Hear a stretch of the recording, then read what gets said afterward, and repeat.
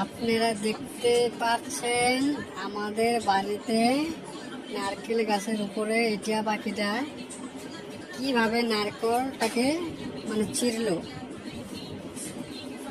খাচ্ছে। কি খাবে? নারকেল। বাপরে, ডাবের জলও খাচ্ছে। বাপরে, বুদ্ধি আছে পাখিটা। পাখি ডাবের জলও খেতে পারে, মুখ দিয়ে কামড়িয়া কামড়িয়া ভাঙ্গা নিছে প্রথমে।